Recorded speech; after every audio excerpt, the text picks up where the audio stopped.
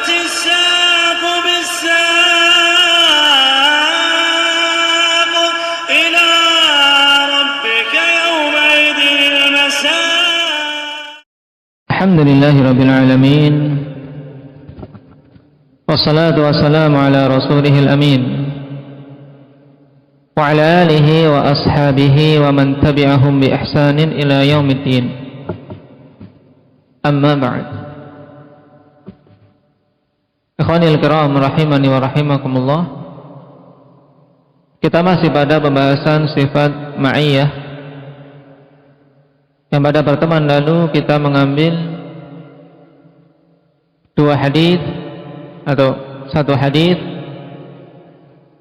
dari Ubadah bin Samit radhiyallahu anhu, afdalul imani an ta'lama anna Allaha ma'aka aynama kunta. Dan hadis yang diriwayatkan oleh Imam Tabrani ini sanadnya bagaimana? Ahmad, dhaif. Apa sebab kedhaifannya? Adanya Nu'aim ibnu Hammad. Naam, dhaiful hadis.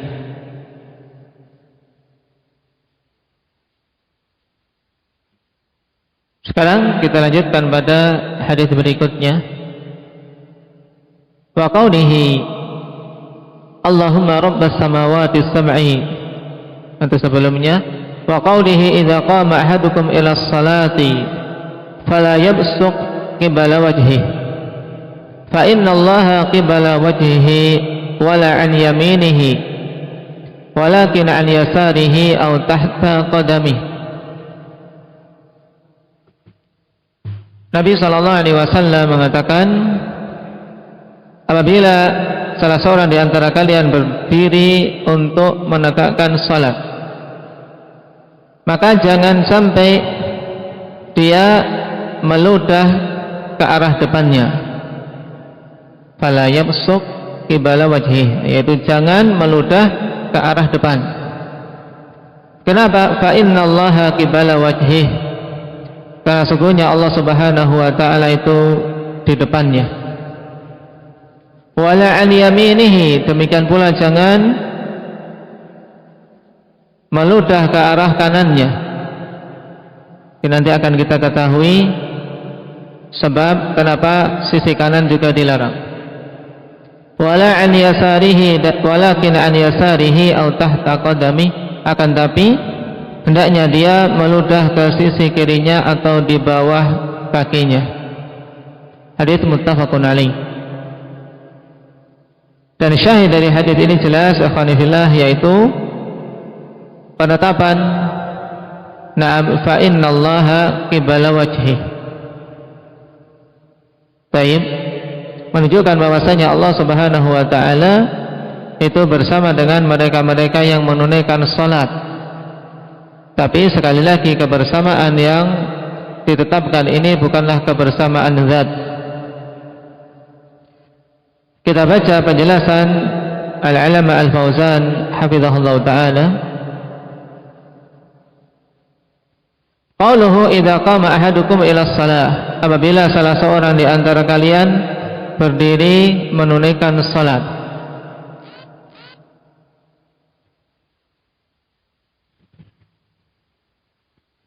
Fala yamsuk ay la yadkhul. Naam, maksud idza qama ahadukum ay idza syara'a fiha, apabila dia memulai.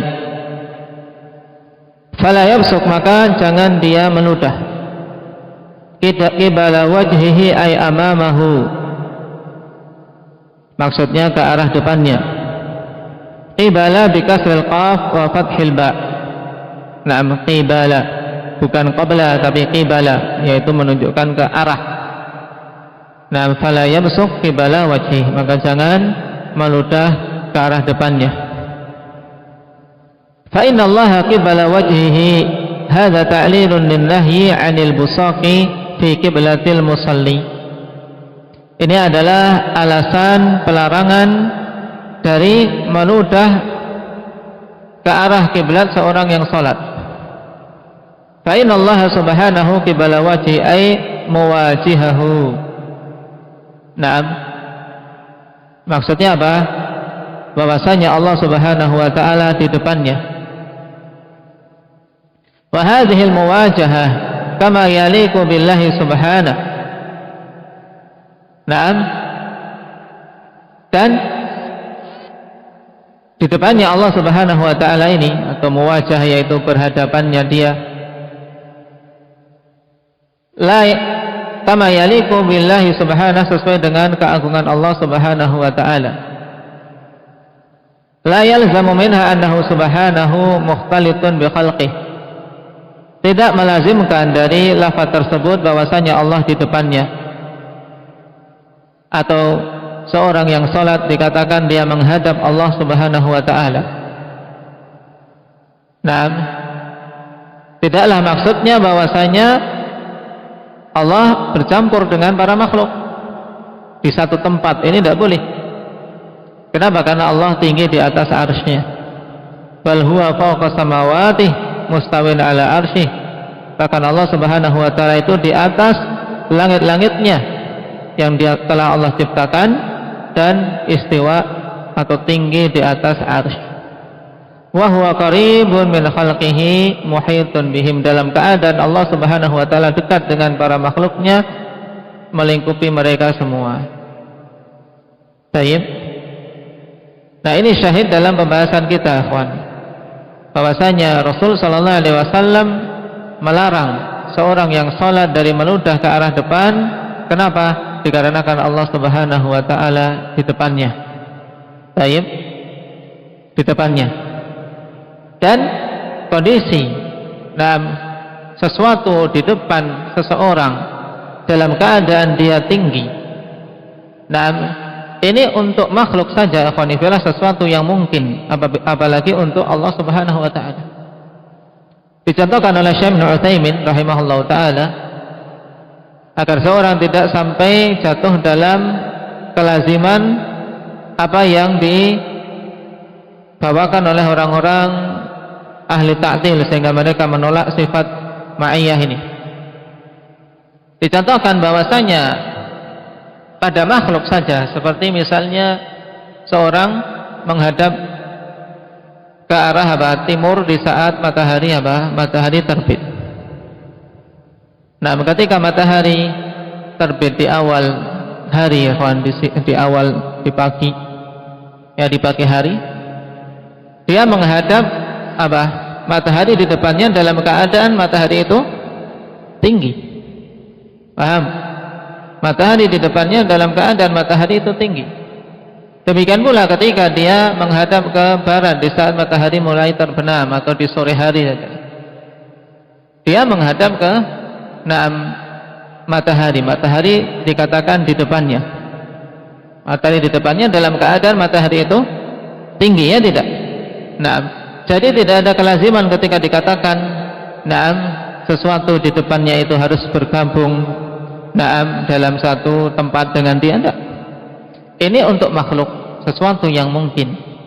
Apalagi untuk Allah Subhanahu wa taala, zat yang maha agung, yang segala sesuatu apabila Allah Subhanahu wa taala menghendakinya mungkin. Makanya tatkala Allah menetapkan sifat tinggi bagi dirinya, bahwasanya Allah tinggi di atas arsy, kemudian Rasul sallallahu alaihi wasallam menyatakan di sini bahwasanya Allah di hadapan orang-orang yang salat, harus kita ambil semua hadis. Berarti Allah Subhanahu wa taala di hadapan orang-orang yang salat sesuai dengan keagungannya, dalam keadaan Allah itu maha tinggi. Maha tinggi. Dan ini sesuatu yang tidak bertentangan bagi Allah Subhanahu wa taala, bukan sesuatu yang mustahil. Kalau untuk makhluk saja bukan sesuatu yang mustahil, apalagi pada hak Allah Subhanahu wa taala.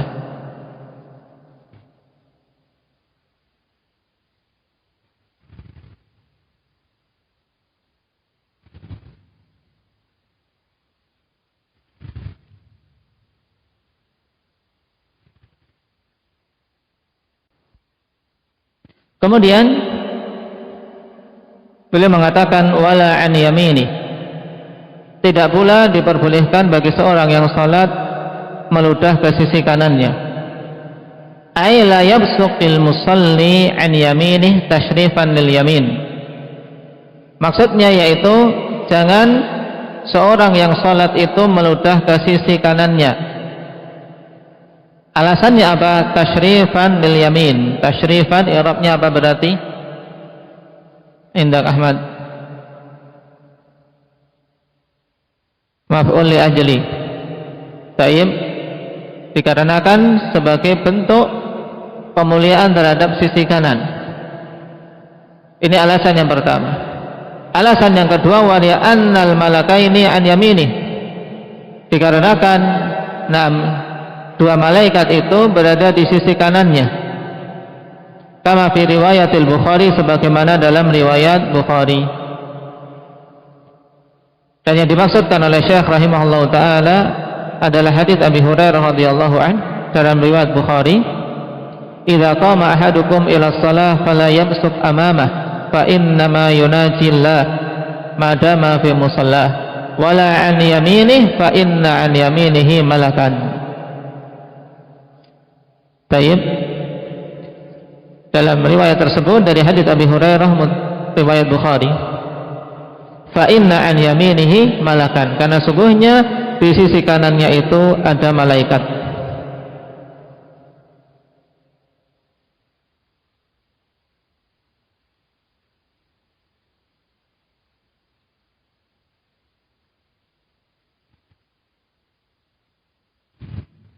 Kemudian ke arah mana terus seorang yang mau meludah ketika salat? Walakin an yasarihi au tahta qadami, akan tapi hendaknya dia meludah ke sisi kiri atau di bawah kakinya.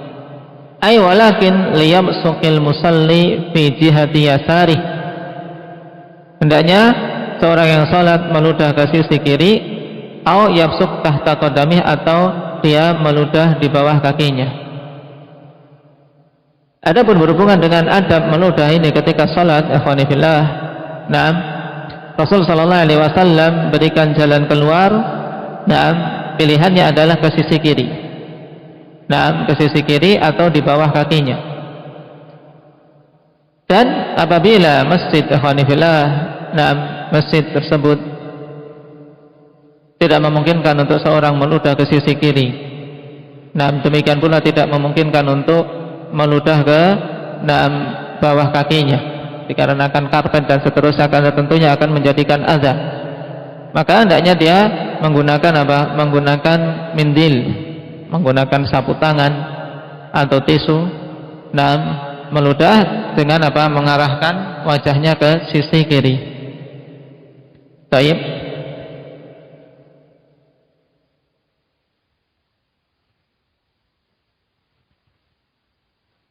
Dan disebutkan oleh Al-Hafidz Ibnu Hajar rahimahullah ta'ala berhubungan dengan lafaz riwayat Bukhari tadi, fa inna ma yunajillaha ma dama fi musallah, karena sungguhnya dia itu bermunajat kepada Allah, yaitu menghadap Allah selama dia itu di tempat salatnya. Baik. Ibnu Hajar mengatakan yaqtadi takhsis al-man'i bima idza kana fi shalah, lakin at-ta'lil al-mutaqaddim bi adzal muslim yaqtadi al-man'a min fi jidadil masjid mutlaqan walau lam yakun fi shalah, fa yajma'u bi an yuqal kaunuhu fi shalah ashaddu ithman mutlaqan wa kaunuhu fi jidadil qiblah ashaddu ithman min kaunihi fi ghairiha min juduril masjid. Fahiya maratib mutafawitah ma'al ishtiraki fil man'i. Jadi pelarangan meludah ikhwan ke arah depan di ketika salat, maka ini sangat kuat, dikarenakan apa? Di situ terkumpul padanya pelarangan yang banyak, dan di antara sebab utamanya karena Allah Subhanahu wa taala di hadapannya ketika dia salat. Adapun ketika dia di luar salat, maka kalau dia di masjid, maka tidak boleh dia meludah kemudian diludahkan ke tembok masjid ke arah kiblat. Karena saat itu dalam sebagian hadis Nabi sallallahu alaihi wasallam melihat nukha'ah, yaitu melihat ludah menempel di tembok masjid. Tayyib. Makanya beliau kemudian membersihkannya dan memperingatkan kaum muslimin, para sahabat saat itu untuk tidak melakukan hal tersebut. Berarti sama dilarangnya walaupun ketika salat ataupun di luar salat, apabila itu dilakukan di masjid. Adapun apabila dilakukan di luar masjid, apakah juga dilarang seorang meludah ke arah kiblah? Maka dalam masalah ini kita tidak mendapati dalil yang melarangnya. Seorang misalnya berjalan ke arah barat, kalau di tempat kita kemudian meludah ke depannya, maka tidak ada pelarangan padanya.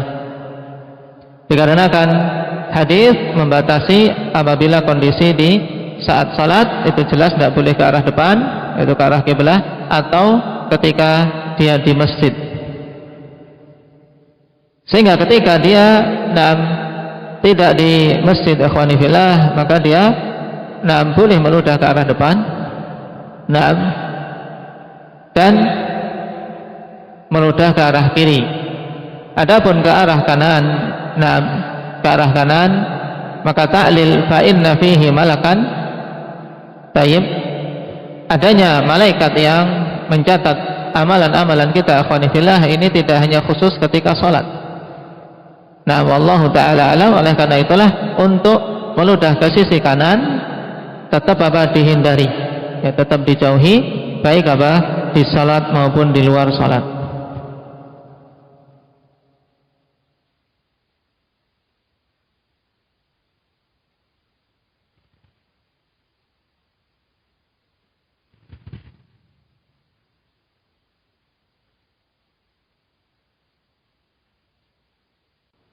Kemudian ikhwani fillah, berhubungan dengan pernyataan Al-Allamah Al-Fauzan hafizahullah ta'ala, bahwasanya fa innal malakaini an yamini, karena sungguhnya kedua malaikat itu di sisi kanannya. Kalau kita perhatikan hadis, maka hadis semuanya datang dalam bentuk mufrad, fa inna an yaminihi malakan, sungguhnya di sisi kanannya ada malaikat. Dan dalam sebagian riwayat yang disebutkan oleh Al-Hafidz Ibnu Hajar dalam Fathul Bari, pada riwayat Tabrani dari hadits Abi Umamah, fa innahu yaqumu baina yadayillah,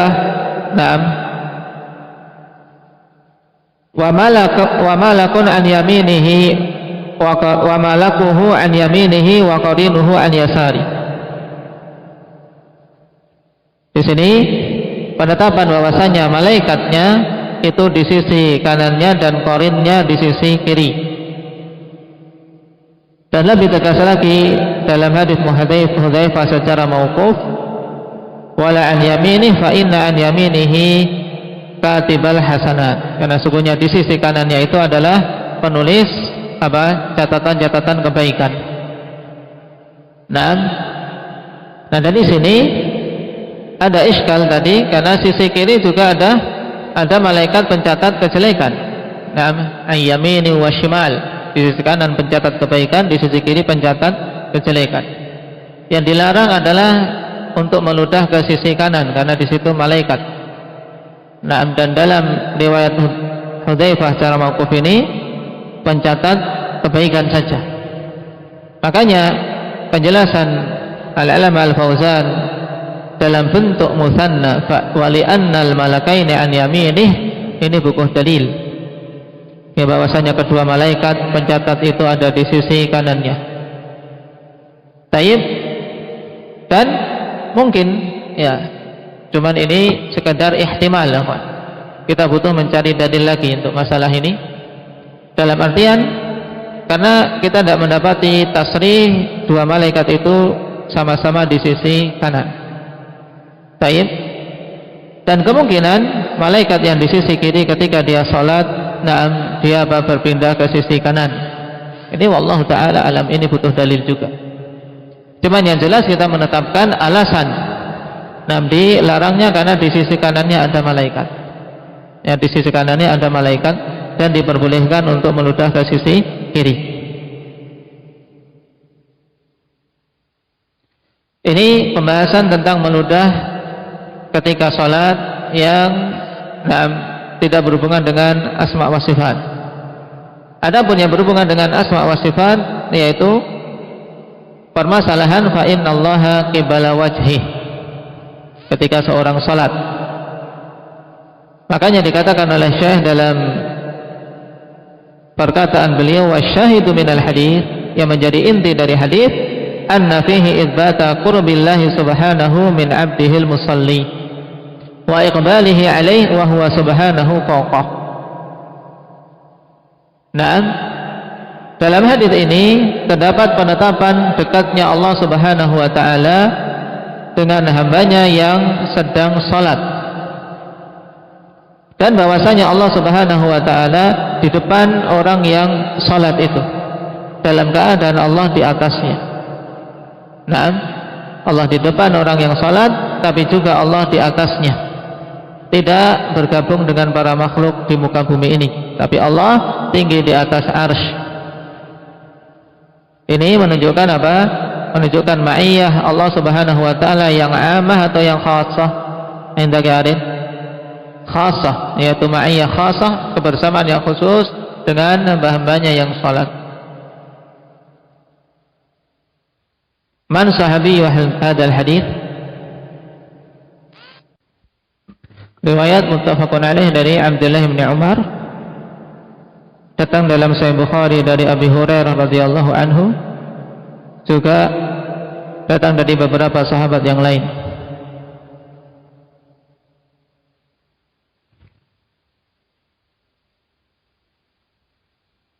Wa qauluhu sallallahu alaihi wasallam, Allahumma rabbas samawati as-sab'. Hadis yang ketiga. Wa rabbal arsyil azim, rabbana wa rabb kulli syai', khaliqal habbi wan nawa, munzilat taurati wal injili wal qur'an, a'udzu bika min syarri nafsi wa min syarri kulli dabbah, anta akhidun binasiyatiha, antal awwalu falaysa qablaka syai', wa antal akhiru falaysa ba'daka syai', wa antal zahiru falaysa fawqaka syai', wa antal batinu falaysa dunaka syai', iqdi 'anni ad-dain wa aghnini minal faqr. Hadis rawahu Muslim. Doa apa ini? Indaka Ridwan.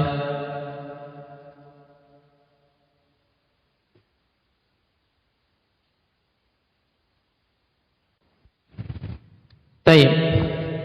Ini salah satu doa yang dibaca oleh Nabi sallallahu alaihi wasallam ketika hendak tidur. Dikatakan oleh Al-Allamah Al-Fauzan berhubungan dengan makna hadis, wa qauluhu Allahumma rabbas samawati sab'i, Allahumma asruhu ya Allah. Nida, panggilan. Fal mimu iwadun an ya'in nida, sehingga mim ini adalah pengganti dari ya nida, ya untuk memanggil, ya Allah. Kemudian ya-nya dibuang, kemudian diganti dengan mim menjadi Allahumma. Ya Allah, Rabbas samawati sab'i. Naam, Rabb, pemilik dan penguasa langit-langit yang 7. Ai khaliqaha wa malikaha, pemiliknya dan penguasanya, penciptanya dan penguasanya. Wa rabbal arsyil azim, dan pemilik arsy yang agung. Al-azim sifat untuk arsy. Al-kabir alladzi la yaqdiru qadrahu illallah, itu arsy yang sangat besar, yang agung, yang tidak bisa untuk mengira-ngirakan kadarnya kecuali Allah Subhanahu wa taala. Fa huwa a'dhamul makhluqat, dan arsy adalah apa? Sebesar-besar makhluk ciptaan Allah, dan juga apa? Makhluk yang paling tinggi. Wa taqaddama tafsirul arsy, dan telah lewat pengertian atau penjelasan tentang arsy, yaitu apa secara lughah, apa makna arsy secara bahasa, apa Zain? Sarirul malik, yaitu singgasana raja. Ini secara bahasa. Rabbana wa rabb kulli syai', ay khaliqana wa raziqana wa khaliqa kulli syai' wa malikah, yaitu pencipta kami yang memberi rezeki kepada kami dan pencipta segala sesuatu serta pemilik segala sesuatu. Fa fihi itsbatu rububiyyatihi likulli syai', dan pada kalimat-kalimat ini terdapat penetapan rububiyah Allah terhadap segala sesuatu. Falikal habbi wan nawa ay syaqqa habbat habbit ta'am wa nawat tamri lil imbad, yaitu zat yang memecah biji-bijian makanan, demikian pula biji-biji kurma untuk bisa tumbuh.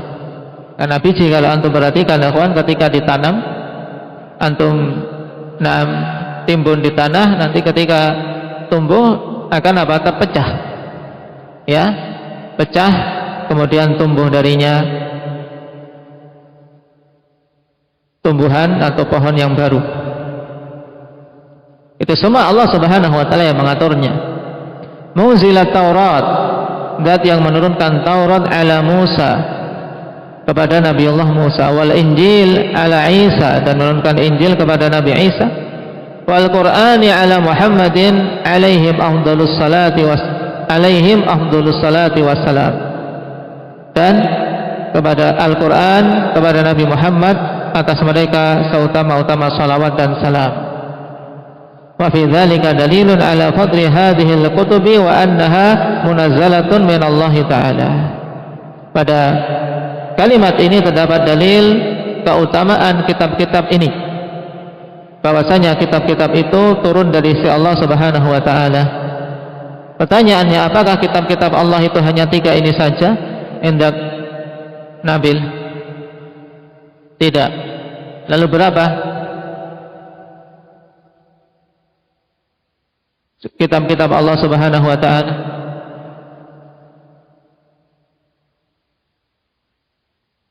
Empat saja? Berapa? Mahyu? Hah? Nggak terhitung. Mbak Muhammad? Apa? 315 sesuai dengan jumlah para rasul. Tayyib, setiap para rasul diturunkan kepada mereka Alkitab.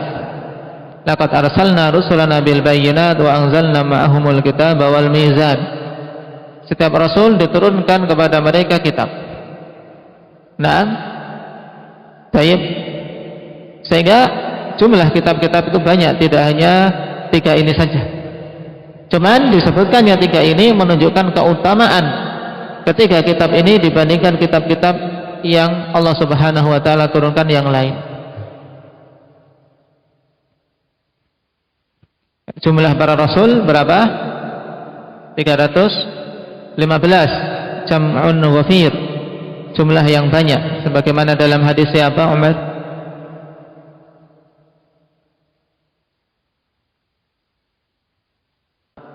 Nah, sebagaimana dalam hadis Abi Umamah Al-Bahiri radhiyallahu anhu.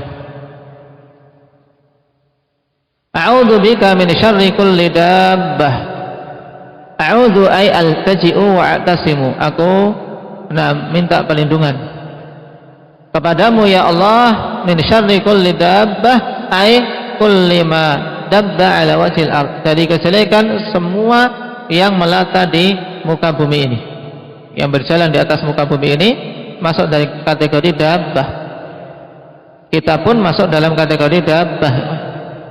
Nah, karena apa? Kita berjalan di muka bumi. Jadi dalam kalimat ini kita memohon perlindungan kepada Allah dari semua kejelekan apa-apa yang berjalan melata di muka bumi, baik itu hewan-hewan, demikian pula termasuk di dalamnya manusia-manusia. Dan ini juga penting ya kawan, ketika mau tidur, apalagi tidur di tempat-tempat mungkin sedang tidak berada di dalam rumah, misalnya harus berjaga, misalnya baik harus berjagakah, atau sedang safarkah, khawatir, atau di tengah hutan, maka jangan lupa membaca doa ini, karena padanya minta perlindungan dari kejelekan semua binatang-binatang, dari ular, dari binatang berbisa lainnya. anta akhidun binasiyatiha, engkaulah zat yang memegang ubun-ubun mereka. An-nasiyah muqaddamur ra's, nasiyah yaitu bagian depan kepala.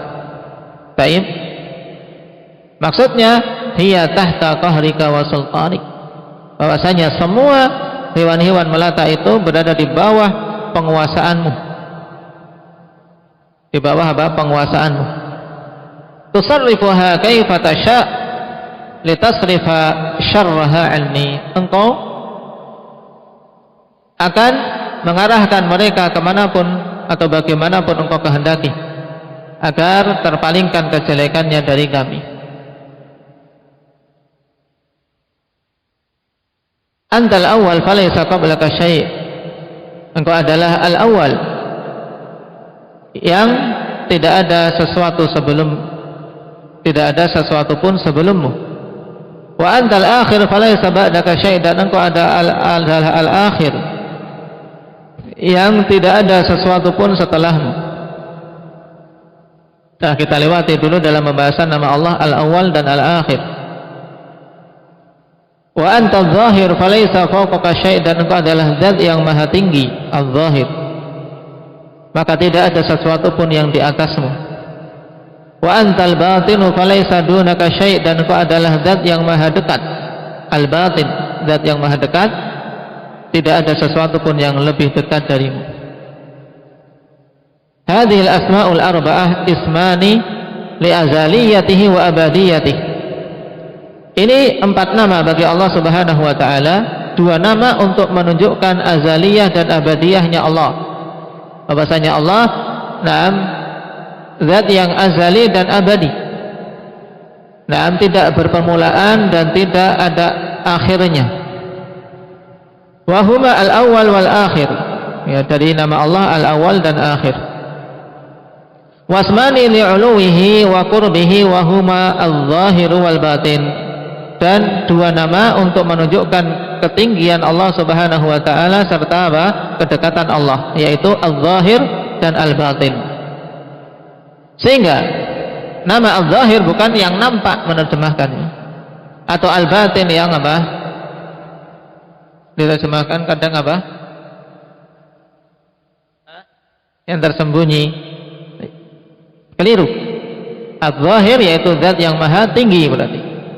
Dan al-batin berarti maknanya apa? Maknanya apa terus?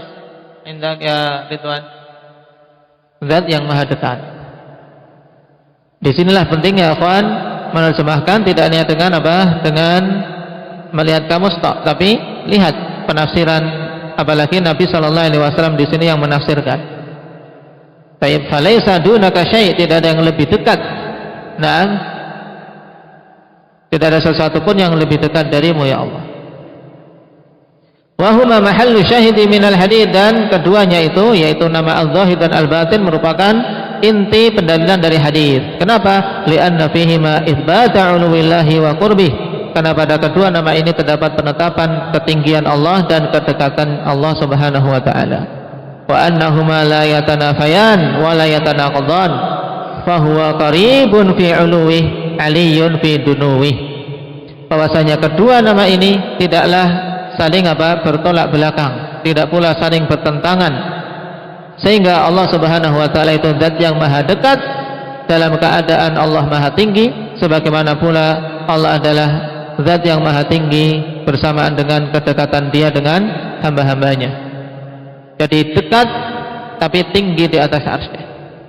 Demikian pula sebaliknya, zat yang maha tinggi tapi apa? Bukan kemudian Dia jauh dari hambanya, tinggi tapi apa?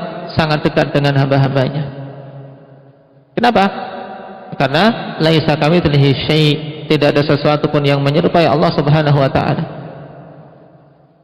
Iqdi 'anid dain wa aghnini minal faqr. Ini doa juga bagi orang-orang yang memiliki banyak hutang. Ya Allah, lunaskanlah dari kami hutang-hutang dan berikan kecukupan kami dari kefakiran. Ay addi anni huquqallahi wa huquqal halqi fa bi hadha tabarri min al hauli wal quwwah. Maksudnya, ya Allah, tunaikanlah dari kami hak-hak Allah Subhanahu wa taala dan hak-hak para makhluk.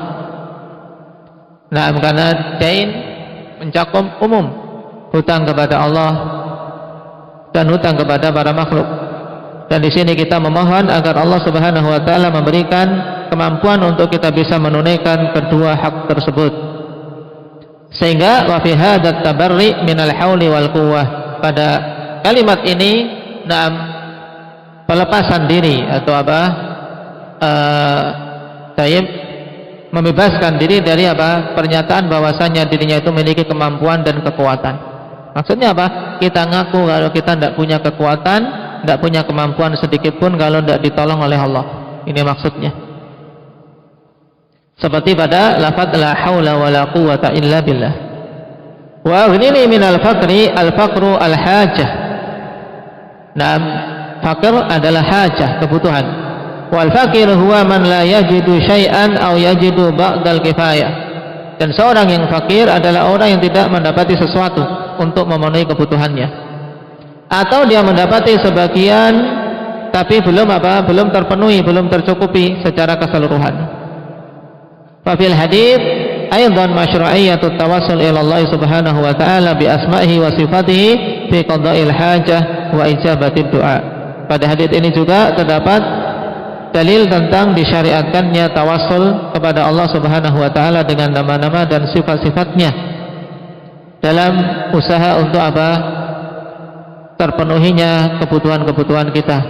Ketika kita meminta kepada Allah, juga dalam usaha untuk dikabulkannya doa-doa kita.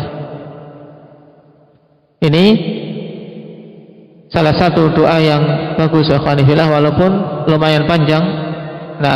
Doa sebelum tidur. Dan syahidnya jelas, antal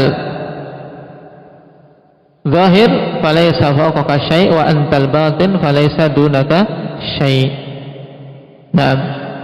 Barakallahu fikum, naktafi bihadza walhamdulillahi rabbil alamin.